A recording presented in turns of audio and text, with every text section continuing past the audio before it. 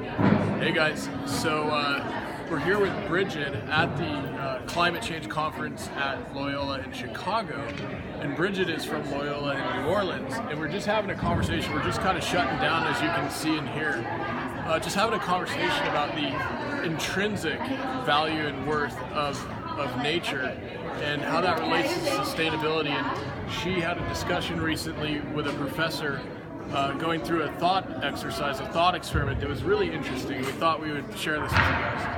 Yeah, so what I was talking about was that if you think of nature and environmental sustainability purely from a secular point of view, and secular being not just non-religious, like organized religion, but non-spiritual, that the spirituality is important when thinking about environmental sustainability, because my professor was speaking in an environmental philosophy class in saying that there is intrinsic worth in nature, and that you can see that in if you were to have a forest entirely made out of plastic that offered the exact same environmental benefits, so it had the same cycles of water, the same cycles of carbon and oxygen, providing the exact same physical properties that a regular forest would, is that still nature? And is that still a forest? And does it still have the same value?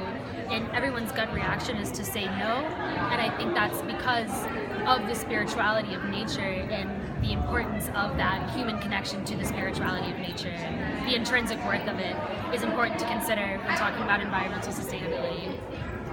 It's so beautiful, Bridget, and as you were describing the gut reaction, it made me think that we talk a lot about our gut reactions to different situations and thoughts, and it turns out we've got billions of organisms living in our guts, and we also have billions of organisms in the soil, in the forest, in these natural settings.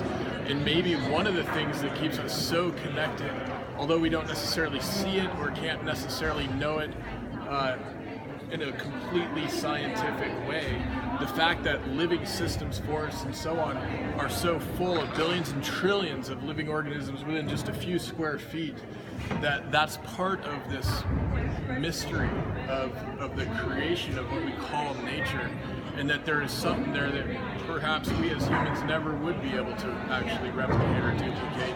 And it's interesting to go through that thought experiment that you guys did with that professor of yours, and beautiful to think about.